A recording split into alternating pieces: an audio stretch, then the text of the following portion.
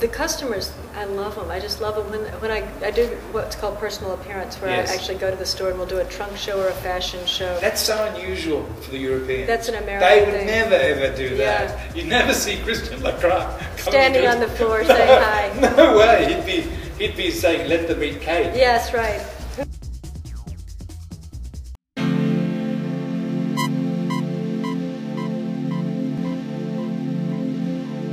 Dana Buchman is a collection of clothing for real women. Women like me, they don't look like me, but they live like me. They might be a mother, they have a career, they might not have a career, they're involved in charity work. Active, regular women, not runway, not 18-year-olds. In the couture sense, in terms of the fashion world, how would you characterize it? Well, America doesn't really call it pret-a-porter. We have no couture here, but this is sort of as far from couture as you can get. What it has in common with couture is it has beautiful quality. This is not fine art, it's not runway sculpture, it's not entertainment for fashion magazines. It's clothes that regular women who run businesses, who run families, want to put on and wear. It's different from couture because couture you have the perfect hands, you have the most beautiful fabrics in the world, and money's no object, and you're designing for the individual person. So what I'm trying to do is design for almost an archetypal woman.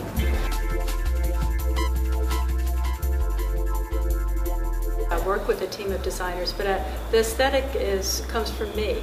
So that's where the consistency and the vision is the same. That's why I don't do dominatrix outfits and I don't do gypsy. Really? I would like to actually, Yes. as a sideline, maybe a Well, diffusion label. I saw the leather pants. You could tell. I thought I can see her with the cat o' nine tails.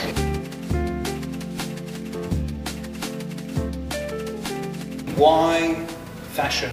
It started when I was 11 years old, and my father took me to Sears Roebuck in Memphis, Tennessee to buy a sewing machine. And sewing, So it's visual, it's artistic, but it's not as intimidating as fine art. Right. I'm not making art, I'm just making clothes. So this was the 60s, and the style was very simple shift dresses. Yes. I know you weren't around then. Mary Quant, kind of very sculptural, so I sewed a lot of shift dresses in my time. I went to Brown University and studied Victorian literature and loved it for 4 years. Victorian literature? Yes, English literature actually. Okay. And I went to Rhode Island School of Design for a year, and Yes. then I went to St. Martin's In England? Oh, What years are these? 1974. But why St. Martin's then? Well, my brother's a sculptor, and he knew of St. Martin's having just such a fine reputation in the art world. Yes. And then I thought it'd be fun to be in England.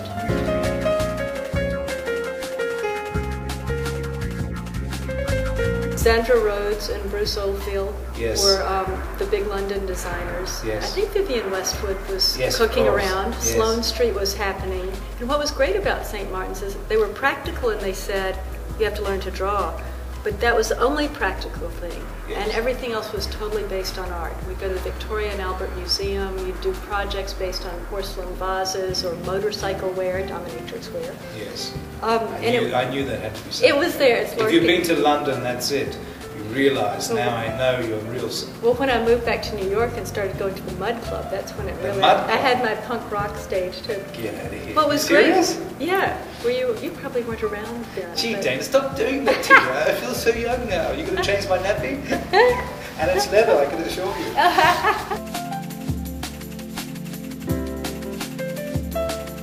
No, 1976, I got my first job in New York. I remember being down on 7th Avenue out there, looking up at the skyscrapers, thinking, how do I get in? I had never really had a real job in an industry like the fashion industry, and there's unwritten rules that I didn't know. This was hippie times, so Yes. I remember coming to work on 7th Avenue in hiking boots with a rag wrapped around my head. Really? And I don't want to tell you the name of the company, but it's a very respectable company, still working, and it was like, oh my God. You're kidding. But they cut me a break. The designer was a woman who I guess remembered being in my shoes. And after about 6 months, I kind of picked up on how you should behave. I was hired to make patterns. I don't know how to make, I mean, so I kind of knew what they looked like. And the sample room's there, and the sample room has a life of its own. Women from all over the world, they've been sewing together for years. The newcomer comes in with the rag on the head and the hiking boot. And my first pattern, one of my first, was a pleated skirt knife pleats, a million pleats. Took a sample maker a day to sew it. When she finished it, she held it up, and it was that big on the hips. And she knew I'd made the pattern wrong and taken too much seam allowance, and the skirt didn't fit, and that she wasted her whole day deliberately. Just to give you the willies. Just to show how little I knew.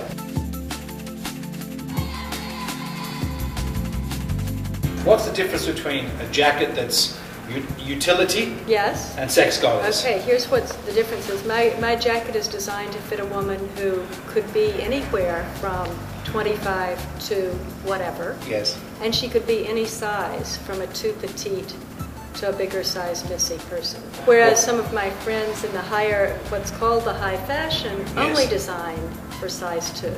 Where some manufacturers, I'm a 2 in my clothes, would be like a 14 for them. Okay. They don't really acknowledge that women have curves, that women have different stances, that women can be older, that women don't have perfect skin.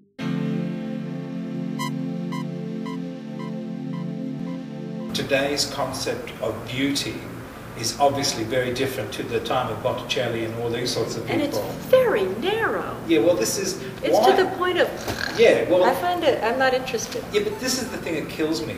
Why and how did we get, and this has only been the last, say, 20 years, Yeah. the notion of model today, very angular, very, very thin, and yet the concept of a Marilyn Monroe, for example, was totally opposite of that. It was opposite, but it was also very narrow.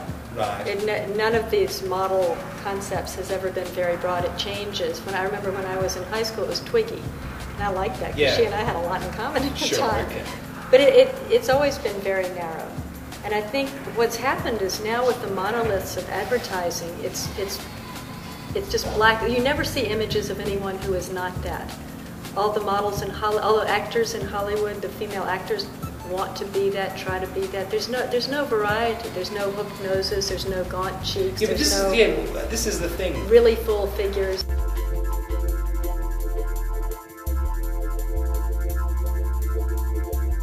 Nobody works in a vacuum in any area, and especially fashion with all the global marketing and the internet and the news. We're one world, definitely. But what's changed, when I first came to the fashion industry, there was much more of looking up to the more expensive designers and having it filtered down. Yes. Now it's more like a level playing field, and of course I pay attention to what goes on at the shows. Sometimes for a fashion don't as much as a fashion do. Yes. But also I have to pay attention to what's happening on the streets, the kids, even my daughters are 13 and 15. A lot of things are bubbling up from them yes. up to the big designers as well. In fact, some of the most famous designers with the most outlandish runway shows, I think have kind of spun out of relevance on any front. I mean, it's more spectacle. Yes. They've almost left the world of fashion.